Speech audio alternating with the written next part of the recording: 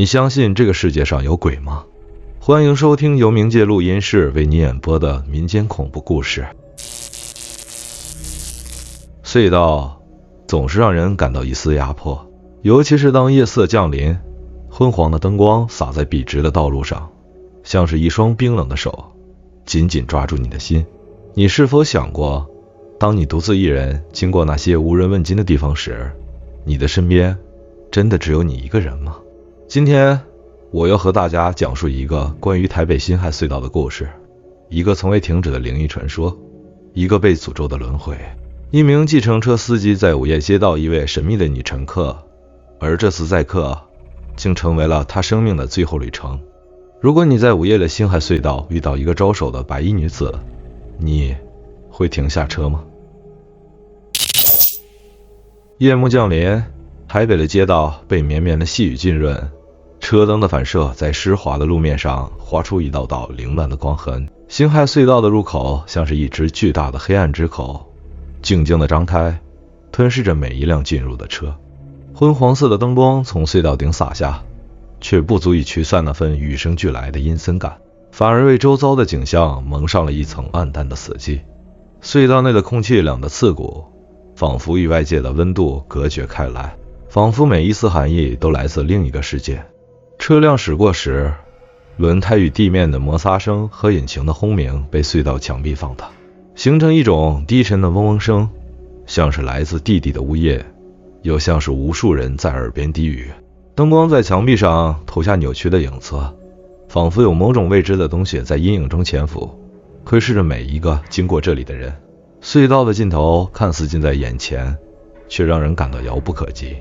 刚进入隧道的人会觉得出口的光点像是一颗冷漠的眼睛，静静地注视着你靠近。那光点既是希望，又是迷惑，让人不禁怀疑，驶出隧道后，迎接自己的究竟是熟悉的街道，还是某个无法言说的未知事件。附近的居民都知道，辛亥隧道并不普通，从它穿过的山体到入口边上的殡仪馆，这里埋藏着太多有关死亡的记忆。有人说，隧道建成之前，这里曾是中部山的墓地，上万座坟茔从山坡绵延至脚下。尽管后来大部分坟墓被迁走，但仍有许多未能寻得后人认领的孤坟被深深埋在隧道的周围。而那些墓碑的主人，也许不愿意离开这里，也许从未离开过。关于辛亥隧道的灵异传闻，最出名的就是无尽的骑行。据说午夜时分，若有人独自骑车进入隧道，无论怎么加速都无法驶出。隧道的长度不过短短488公尺，但进入后却像陷入了一个诡异的循环。每一次加速都会发现自己依然身处其中，周围的灯光一成不变，墙壁的回音似乎在嘲笑他们的挣扎。有人说，这段无尽的路其实是另一个空间的入口，只有天亮时，迷失在其中的灵魂才能重回现实。还有人提到那个白衣女子，她总在最深的夜里出现，身穿一袭白色长裙，黑色的长发垂到肩膀，看不清脸。她静静地站在隧道的某处，似乎在等待什么。传闻她会招手拦下路过的车辆，有时甚至会爬上骑士的后座，但所有见过她的人都描述不出她的面容，仿佛她的脸根本不存在，只是一团模糊的影子。在这些传闻中，最令人不安的或许并不是那些怪异的现象，而是他们都没有清晰的答案。有人说是心理作用，也有人说是隧道的磁场异常，但更有人笃定这里藏着某种难以言喻的力量。每一个夜晚驶入隧道的人都像是在与命运赌博，你无法预料自己会不会成为下一个见到他的人。于是辛亥隧道成了一场挑战恐惧的试炼。不管你信不信灵异，这片黑暗的通道总会让你觉得这里似乎凝聚着某种看不见的目光，注视着每一个闯入者。雨滴轻拍着计程车的挡风玻璃，车内的气氛沉闷而安静。阿发坐在驾驶座上，低头看着手机里的计程车接单平台，屏幕上显示未接单。他叹了口气，随手把手机丢到一边，靠在座椅上揉了揉眉心。今天的夜晚似乎格外冷，冷得让他想起老家湿冷的山村。阿发是个普通的不能再普通的人，30出头，瘦削的脸庞刻满了生活的痕迹。他刚从南部来到台北讨生活不到3个月，陌生的城市让他有种漂泊的感觉，像是失去了扎根的地方，只能像风筝一样被人拉着线在城市的街道间游荡。他来这里是为了多赚些钱，好寄回家给老婆和孩子。他的儿子才刚满3岁，正是最需要钱的时候。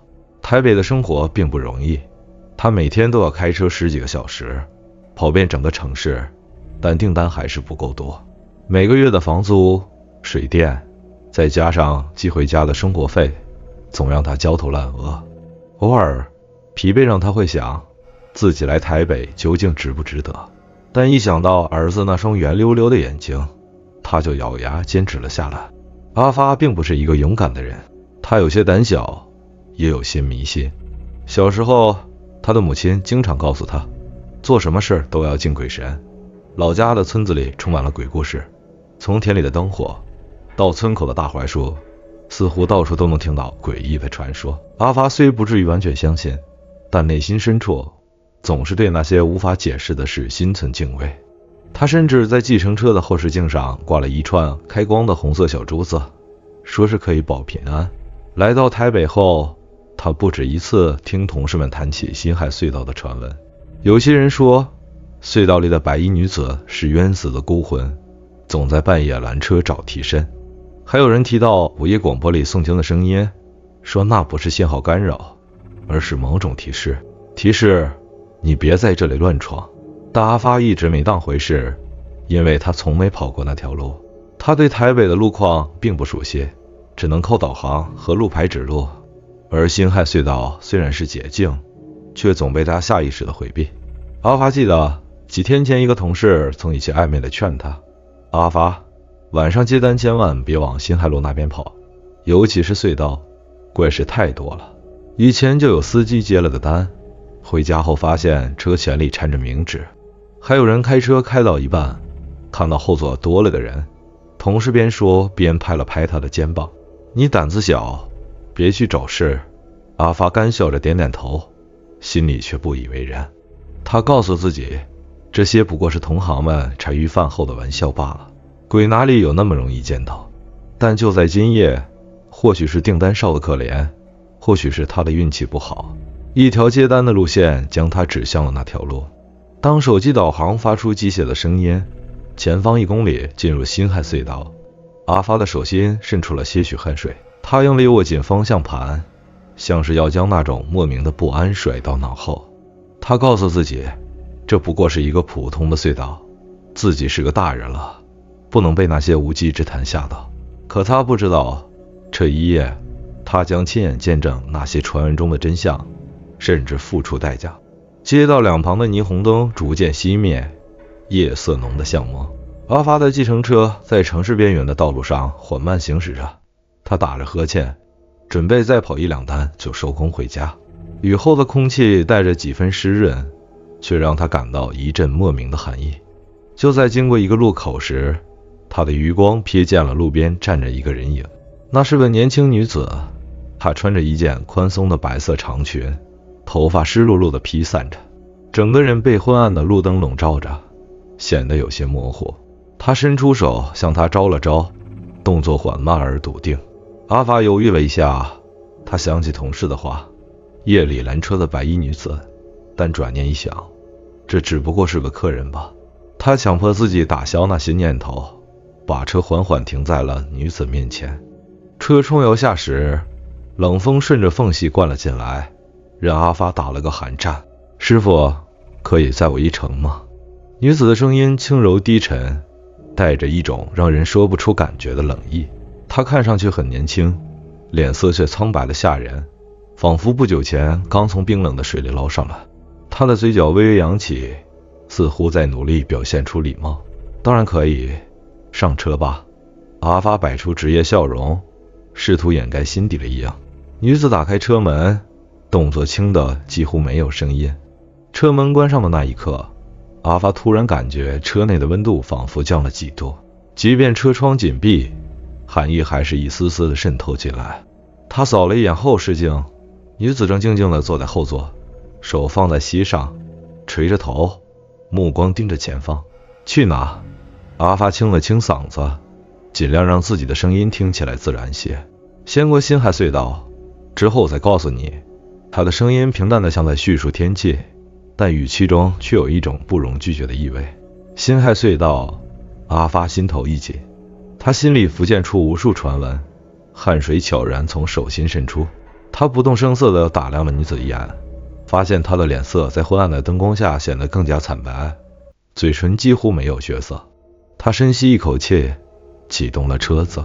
车子驶入隧道前的那一瞬，路边最后一家店的霓虹灯熄灭了，像是某种无形的边界被越过。阿发本能地看了眼后照镜，女子低垂的头微微抬起，目光落在隧道的入口处，面无表情。隧道内的灯光闪烁着，昏黄的灯泡间隔排列，投下的光线让道路忽明忽暗。阿发的眼睛适应了一会儿才重新看清路面，但他的心跳却随着车速逐渐加快，变得越来越急促。这里好像有点冷，阿发试着找些话题缓解自己的不安。女子没回答，只是抬起了头，轻声说道：没事，很快就到了。她的语气没有起伏，但阿发却从后视镜中注意到一个诡异的细节，女子的脸色似乎比刚上车时更苍白了。她的眼睛不再看着隧道，而是微微抬头，像是盯着车顶。他下意识地摸了摸车内空调的按钮，发现并没有开冷气。车窗外的景象开始变得奇怪起来。隧道的出口看似不远，但阿发总觉得时间被拉长了。他掠过的路灯一个接一个，却仿佛没有尽头。隧道内的空气越来越冷，仿佛车子驶入了一片寒冬的深海。还有多久到？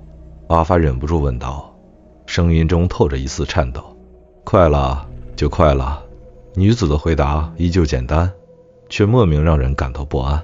隧道的出口终于出现了，像是一道隐隐发光的白线。车子冲出隧道时，阿发松了口气，但当隧道的光线转为外界的黑暗时，他惊讶地发现四周的景象变了。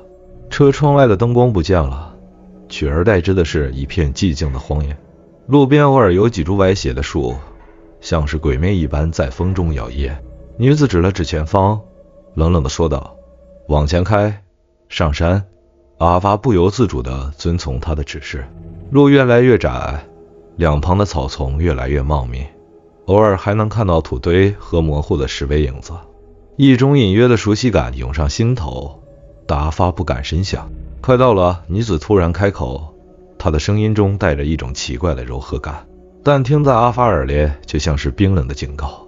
他瞥了一眼后视镜，女子的脸完全隐没在黑暗中，只有一双冰冷的眼睛微微反光。最终，车子停在了一处荒凉的山坡前。女子下车，低声说：谢谢你，剩下的不用找了。她递过来一叠钞票，脸上浮现出一丝若有若无的笑容。阿发愣愣地接过钱，看着她的背影消失在一片黑暗中。山坡上什么都没有，连所谓的别墅也不见踪影，只有一片阴影笼罩着的荒凉。他的手指因为冷意微微发颤，钱夹在手中，沉甸甸的。那一刻，他忍不住低头仔细看了看女子给的钱。昏黄的车灯照亮了钞票上的图案，夹在几张红色新台币中间的是几张散发着淡淡腐朽气息的冥纸。车子缓缓停下，眼前的别墅伫立在黑暗中。阿发下意识地打量着这栋建筑，它的外观看起来异常豪华。白色的外墙在车灯的映照下泛着一种不自然的惨白色。门口有一对雕刻精美的石狮子，墙上却攀附着长长的枯藤，像是多年无人修剪的遗迹。四周静得出奇，没有路灯，也没有人声，只有山风从树丛间穿过，发出如同低语般的沙沙声。你住这里？阿发忍不住问了一句，他的语气中带着点试探，因为怎么看这地方都不像有人住的样子。是的，女子的声音一如既往的平淡。她抬手将头发拨到一边，露出一张依旧苍白的脸，嘴角微微扬起，似乎在回应阿发的怀疑，但那笑容看起来不带一丝温度。女子掏出一叠钞票，递给阿发：“不用找了，剩下的就算你的辛苦费。”阿发接过钱，借着车内的灯光低头看了看，的确是几张崭新的100元大钞。他点点头：“谢谢啊，您早点休息。”他努力挤出一丝笑容，却掩饰不了内心那种莫名的不安。女子没有再说话，只是轻轻点了点头，转身朝别墅的大门走去。她的动作轻缓，但步伐沉稳，鞋跟踩在地上的声音被山风迅速吞噬。阿发看着她消失在黑暗中，直到她的身影完全融入别墅的大门后，他才猛地回过神来，仿佛刚刚目睹了一场错觉。他环顾了一下四周，只有别墅孤零零地立在那里，远处一片漆黑，没有任何光亮或其他房屋的影子。他忍不住打了个寒颤，迅速发动了车子。驶离那片山坡时，阿发隐约觉得后视镜里的别墅显得有些不对劲，它的轮廓逐渐变得模糊，像是在黑暗中缓缓消失一般。他甩了甩头，心想大概是自己太累了，才会出现幻觉。回到家时，已经接近凌晨。阿发打着哈欠走进屋子，将口袋里的钞票掏出来递给老婆，说了句：“今天运气还不错，接了一单跑到山上，客人挺大方。”他老婆接过钱，瞥了一眼，立刻皱起了眉头。这是什么东西？他把钱摊开在餐桌上，几张崭新的钞票中竟然夹杂着几张泛黄的冥纸，那种散发着纸灰味道的特殊质感，让人一眼就能认出来。阿发愣住了，伸手将那几张冥纸拿起来翻看，摸在手上时，那种微微的粗糙感让他头皮发麻。这怎么回事？他喃喃自语，心跳一下子加速起来。你哪来的这些东西？老婆的声音中已经带着一丝惊慌。你今天是不是跑去什么奇怪的地方了？阿发的脑海中浮现出那个女子苍白的脸，以及那栋寂静的别墅。他突然觉得背脊发凉，像是有什么凉凉的东西在顺着脊椎往上爬。他勉强压下心头的恐惧，笑着说：“可能是跟钞票混在一起的假钱吧。”“没事，我明天去银行换掉就好。”可他老婆明显不信。“你老实说，你跑到哪儿去了？这些冥纸不可能平白无故出现在你手里。”他盯着阿发，语气变得严厉起来。阿发把今天的遭遇简单说了一遍，尤其是那栋豪宅。听完后，老婆的脸色瞬间变得难看起来。“你疯了吧？辛亥隧道那边除了坟地就是荒山，哪有什么豪宅别墅？你是不是看错了？”他的声音在夜晚显得格外刺耳。“什么荒山坟地？”阿发愣住了。他虽然听说过辛亥隧道的传闻，但从未细想过这条路的地理环境。以前那一片都是墓地，那些迁不走的坟还在山上，谁会跑到那里盖房子？老婆的声音中带着明显的焦虑。“你仔细想想，那女的到底是什么人？”“我不知道。”阿发支支吾吾地回答，但脑海中却忍不住浮现出那个女子的脸，那张苍白到毫无血色的面容，那双始终透着冷意的眼睛。越想，他越觉得那张脸没有一丝生气，甚至根本不像活人的模样。他的手下意识到握紧那几张冥纸，纸张粗糙的质感似乎在提醒他，今晚的一切不是错觉。他低头看着自己的双手，突然感到手心一阵发凉，像是女子递钱时的冰冷温度还残留在他身上。整个晚上，阿发几乎没怎么睡着。他的脑海里反复回放着那栋别墅、那个女子，还有那些冥纸。他隐隐觉得自己似乎闯入了某个不该进入的地方，而那位神秘的乘客也许从一开始就不属于这个世界。此时他并不知道，这只是恐怖的开始。第二天一早，阿发怀着彻夜未能平复的不安，匆匆出门。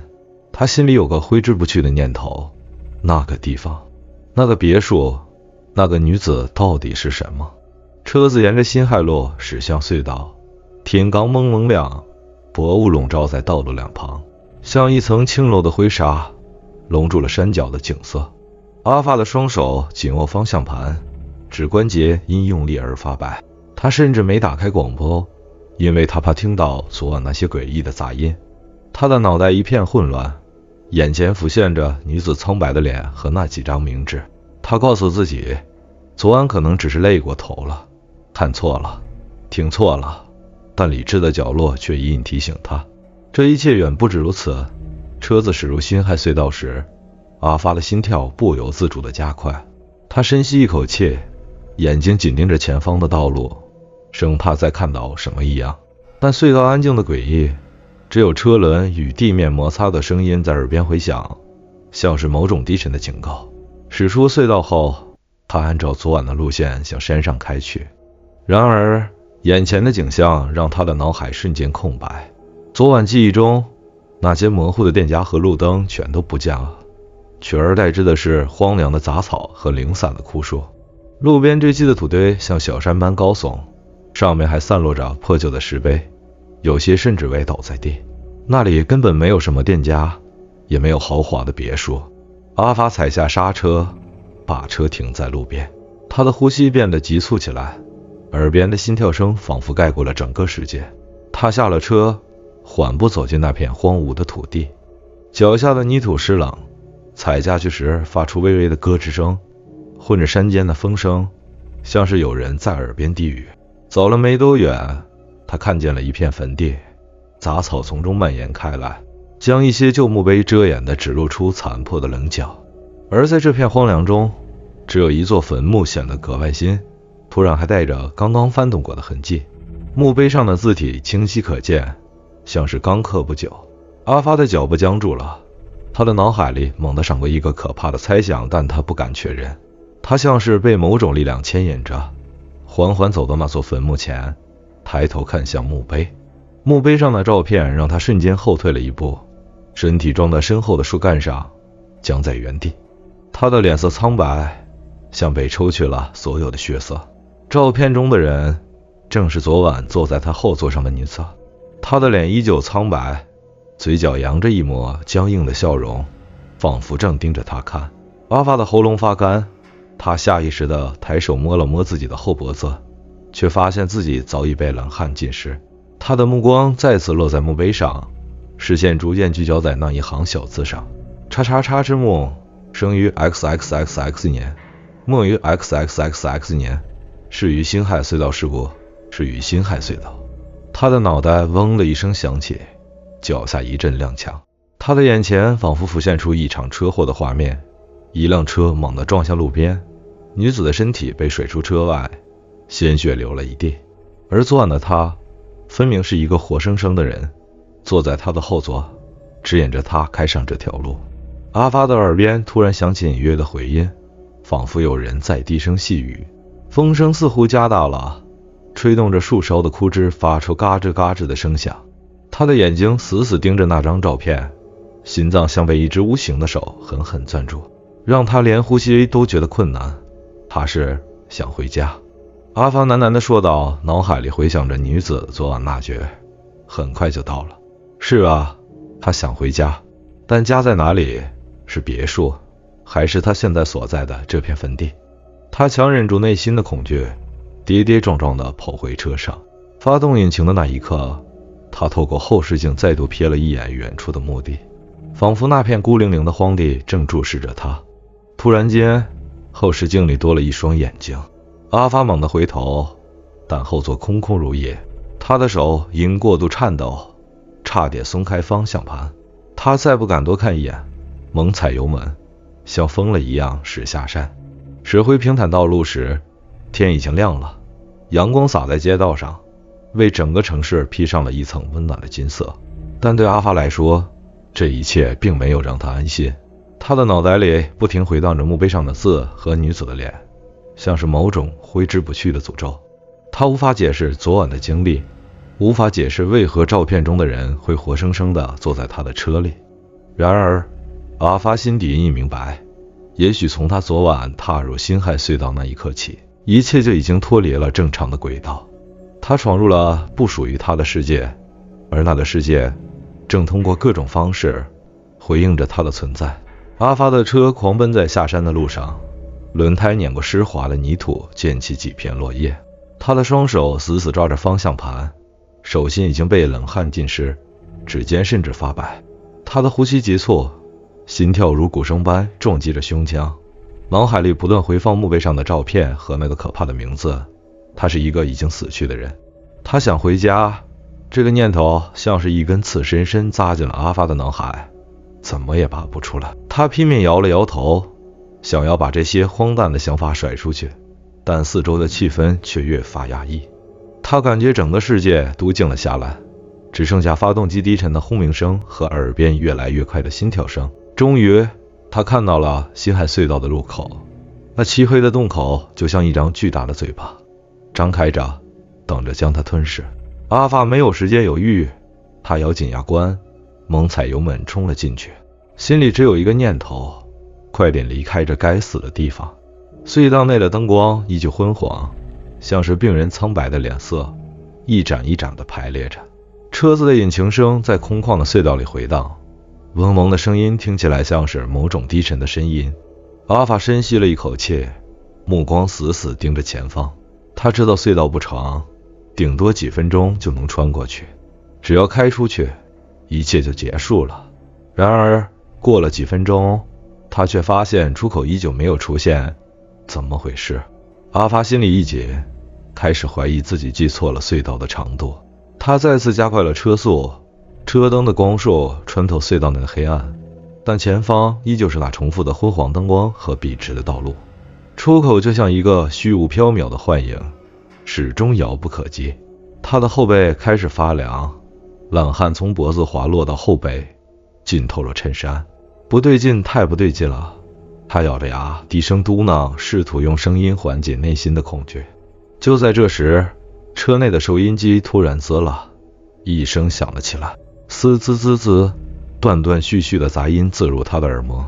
阿发猛地转头看了眼收音机，他明明没有打开它，但旋钮却自动调节了起来，频率在快速跳动，发出刺耳的电波声。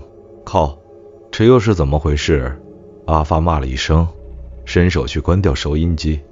然而就在他的手指快碰到旋钮时，杂音突然变成了一段低沉的声音：南无阿弥陀佛，南无阿弥陀佛。低沉的诵经声在车内回响，声音平静而庄严，但此时此刻听起来却带着难以言喻的压迫感。阿发的手僵在了半空，他愣愣地看着收音机，冷汗顺着额头滑落，后背发凉到像是结了一层霜。这不是真的，这不是真的。他不停地喃喃自语，声音里透着慌乱。车内的诵经声越来越清晰，仿佛有人就坐在车里，拿着麦克风对着他低声吟诵。阿发用力拍了拍自己的脸，试图让自己冷静下来，但这一切却真实的让他无处可逃。这是幻觉吗？还是真的有什么东西和他在一起？他再次踩下油门，车速飙升至最高，隧道两侧的灯光飞速掠过，他只想快点逃出去。然而前方的出口依旧不见，隧道仿佛成了一条无尽的深渊，把他困在了里面。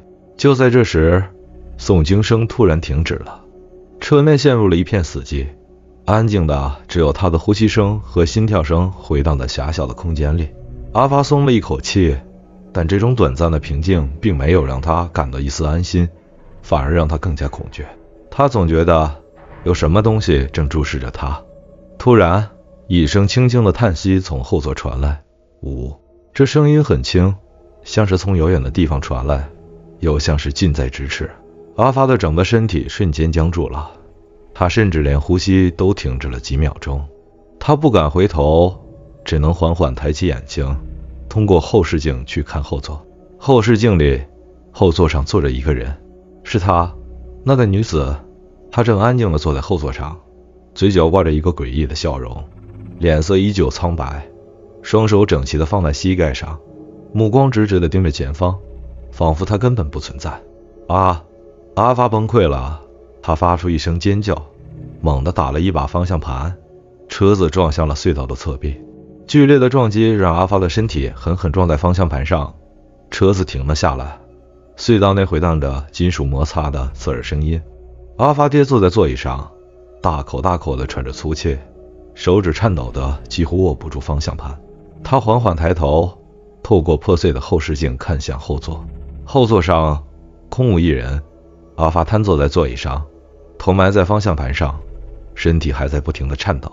他的脑海里一片混乱，分不清刚刚的一切是真实还是幻觉。然而他的身体却清楚地记得刚才的那一刻，那双眼睛，那个笑容，那一声叹息。隧道的灯光依旧在头顶明灭不定，而阿发却感到自己被困在了一个没有出口的噩梦里。阿发咬了牙，猛踩油门，车子的引擎发出一声嘶吼，像一头狂奔的野兽冲向隧道的尽头。可他知道这并不是结束，他的脑海里挥之不去的是后视镜中那诡异的女子，那张苍白的没有生气的脸，还有那抹似笑非笑的弧度。隧道的出口终于出现了，外面的光亮刺入他的眼睛，但他的心脏却越跳越快。他紧紧地握着方向盘，指尖几乎陷入了皮革之中。出口越来越近，他几乎能够感受到外界空气的温度，像是终于要从深渊中挣脱而出。就在车头冲出隧道的一瞬间，一道刺眼的车灯从侧面亮起。阿法只来得及听到一声尖锐的刹车声，随即一辆巨大的货车迎面撞了过来，砰！巨大的冲击力将车子狠狠地甩向一旁，金属撕裂的声音在耳边轰然作响。阿法的身体被安全带牢牢拉住，但剧烈的撞击让他的头猛地撞在车窗上。他的视线在这一刻变得模糊，车内的血腥气息迅速弥漫开来。意识消失前的一秒，他似乎又听到了那熟悉的轻轻叹息，像是一声满足的低语，紧接着是一道若有若无的低笑。天阴沉沉的，灰色的云层低低压在地平线上。阿发的葬礼在一片寂静中进行，只有家属压抑的抽泣声偶尔打破沉闷的气氛。同事们站在一旁低声交谈着，每个人的脸上都带着难以掩饰的阴影，更多的是迷惑与不安。你说阿发怎么会出这种事？一个同事低声说道，语气中透着惊恐。谁知道呢？他那天晚上最后一单接的是什么人？另一个人皱着眉，压低了声音，听说是从辛亥隧道那边回来的。第一个人说到这，像是想起了什么可怕的事情，下意识地搓了搓胳膊。辛亥隧道？不会吧？另一个人眼中闪过一丝惊恐，语气变得急促。每年都有人在那里出事，这事还没完吗？没完，当然没完。一个年长的司机低声插话，眼神深沉。你们不知道吧？阿发不是第一个载到那里的人，这些年每年都有司机在那遇到他。有人说他是在找替身，年轻的司机们全都沉默了，他们不敢再往下问，但心底的恐惧却像爬满的冷风，让他们一阵阵发颤。夜幕再次降临，辛亥隧道的入口依旧静静地伫立在那里。昏黄色的灯光从隧道顶端洒下，将洞口的阴影拉得长长的，像一只巨大的怪物在等待猎物。一辆计程车缓缓驶近，司机是个年轻人，看上去刚上路不久。他打了个哈欠，随手调了调广播，车内响起轻快的流行音乐，驱散了夜晚的一点寂寞。车子刚开进隧道，司机透过后视镜漫不经心地扫了一眼，镜子里隧道口站着一个人影，那是一个身穿白衣的女子，黑色的长发湿漉漉地垂在肩膀上，抬起手向着计程车缓缓地招了招。司机猛地一愣，手中的方向盘差点打滑。他回头看了一眼，身后什么都没有，可能是眼花了吧。他低声嘟囔了一句，但额头却渗出了一层薄汗。车子继续前行，隧道深处依旧是昏黄的灯光，后视镜里那个女子的身影却没有消失，她的手依旧在轻轻招着，仿佛在等待着下一个人的到来。辛亥隧道的轮回永远没有终点。